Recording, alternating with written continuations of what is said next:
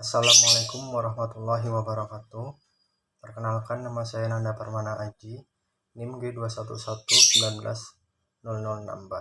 Di sini saya akan menjelaskan sumber hukum Islam Al-Quran.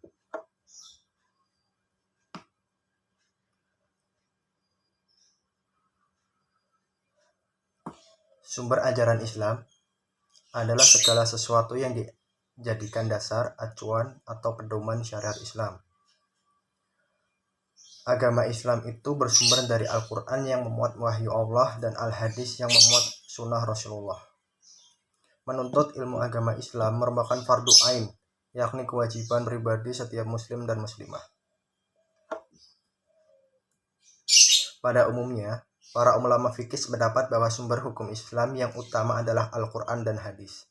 Dalam sabdanya Rasulullah SAW bersabda, "Aku tinggalkan bagi kalian dua hal yang karenanya kalian tidak akan tersesat selamanya, selama kalian berpegang pada keduanya, yaitu kitab Allah dan sunnahku." Di samping itu pula para ulama fikih menjadikan ihtijaj sebagai salah satu dasar hukum Islam setelah Al-Quran dan Hadis.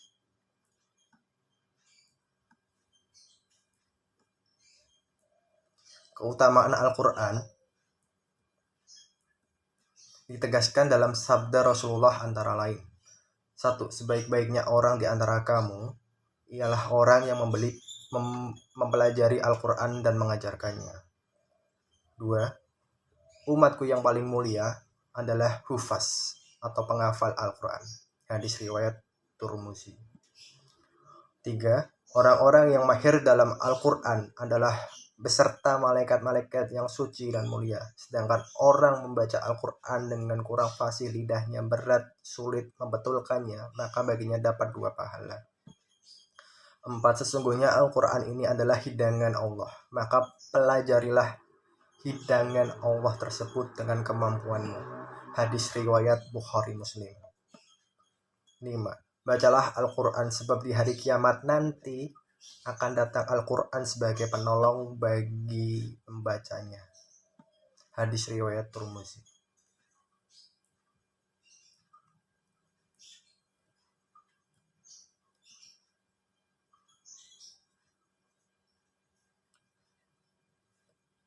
Fungsi Al-Quran di antara lain yang pertama yaitu menerangkan dan menjelaskan.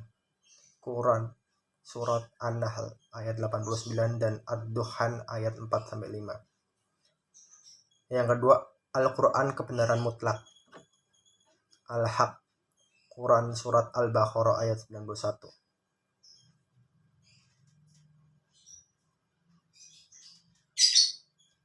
Tiga, membenarkan kitab-kitab sebelumnya. Quran surat Al-Baqarah ayat 41, 91, 97. Ali Imran ayat 3, Al-Maidah ayat 48,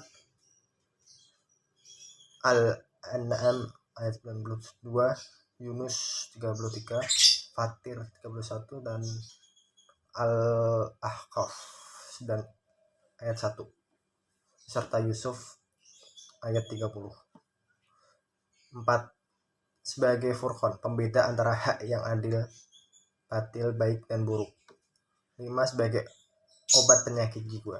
Quran surat Yunus ayat 57 dan Al-Isra ayat 82 serta Fussilat ayat 44. 6. Itu sebagai pemberi kabar gembira.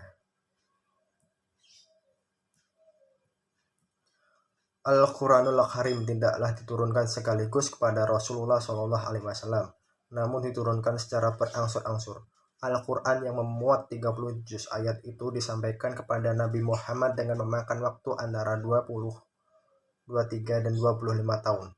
Perbedaan waktu ini terjadi disebabkan perbedaan mengenai penetapan masa tinggal Rasulullah di Mekah dan Madinah.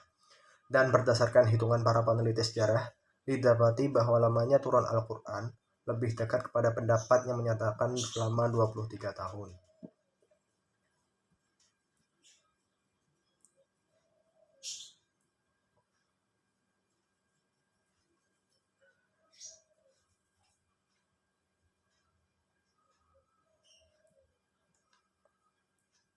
Pokok-pokok kandungan dalam Al-Quran. Pokok-pokok kandungan dalam Al-Quran antara lain: 1. Petunjuk tentang akidah. Petunjuk tentang akidah ini berisikan tentang keimanan akan keesaan Allah, kepercayaan, kepastian adanya hari kebangkitan, perhitungan, serta pembalasan kelak. 2. Petunjuk tentang syariah. Petunjuk mengenai syariah yaitu jalan yang harus diikuti manusia dalam berhubungan dengan Allah dan dengan sesama insan demi kebahagiaan hidup manusia di dunia ini dan di akhirat kelak. 3. Petunjuk tentang akhlak.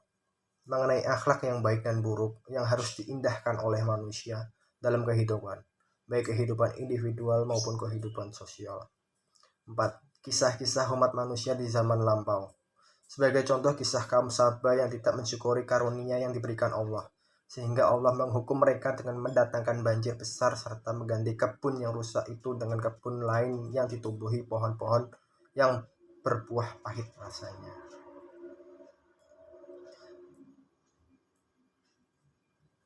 Berita tentang zaman yang akan datang, yakni zaman kehidupan akhir manusia yang disebut kehidupan akhir. Kehidupan akhirat dimulai dengan peniupan sangkakala oleh malaikat Israel. Apabila sangkakala pertama ditiupkan, diangkatlah bumi dan gunung-gunung, lalu kemudian dibenturkan sekali. Pada hari itulah terjadi kiamat dan terbanglah langit-langit. Quran Surat Al-Haqqah ayat 13-16. Al-Quran itu mengandung 3 komponen dasar hukum sebagai berikut. Hukum ittihadiyah, yakni hukum yang mengatur hubungan rohaniah manusia dengan Allah Subhanahu wa Ta'ala dan hal-hal yang berkaitan dengan akidah keimanan. Hukum ini mencerminkan dalam rukun Islam, rukun iman. Ilmu yang mempelajari disebut ilmu tauhid, ilmu usuluddin atau ilmu kalam. Hukum amaliyah yaitu hukum yang mengatur secara lahiriah hubungan manusia dengan Allah Subhanahu wa Ta'ala, antara manusia dengan sesama manusia serta manusia dengan lingkungan sekitar. Hukum amaliyah ini tercermin dalam rukun Islam dan disebut hukum syara atau syariat. Adapun ilmu yang mempelajarinya disebut ilmu fikih. Hukum khuluqiyah, yakni hukum yang berkaitan dengan perilaku normal manusia dalam kehidupan, baik sebagai makhluk individual atau makhluk sosial. Hukum ini tercermin dalam konsep ihsan. Adapun ilmu yang mempelajari disebut ilmu akhlak atau tasawuf. Sedangkan secara khusus, hukum syara dapat dibagi menjadi 2 kelompok, yaitu hukum ibadah dan muamalat. Hukum ibadah yaitu hukum yang mengatur hubungan manusia dengan Allah, misalnya salat, puasa, zakat, haji. Hukum muamalat yaitu hukum yang mengatur manusia sesama manusia dan alam sekitarnya, termasuk ke dalam hukum muamalat itu sebagai berikut. Hukum munakahat, pernikahan. Hukum faraid, waris. Hukum jinayat, pidana. Hukum hudud, hukuman. Hukum jual beli dan perjanjian. Hukum tata negara, hukum makanan dan penyembelihan, hukum aqdiyah atau pengadilan, hukum jihad atau peperangan, hukum dauliyah atau antar bangsa. Al-Quran yang diturunkan secara mutawir dari segi turunnya pasti benar, akan tetapi hukum-hukum yang dikandung Al-Quran ada kalanya bersifat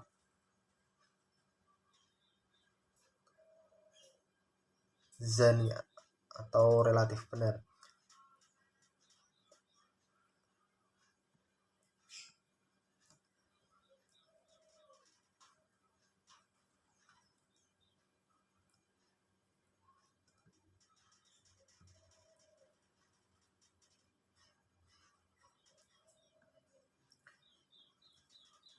Jadi kesimpulan dari makalah tadi adalah Al-Quran adalah mukjizat terbesar Nabi Muhammad SAW, bahkan terbesar pula dibandingkan mukjizat para nabi sebelumnya.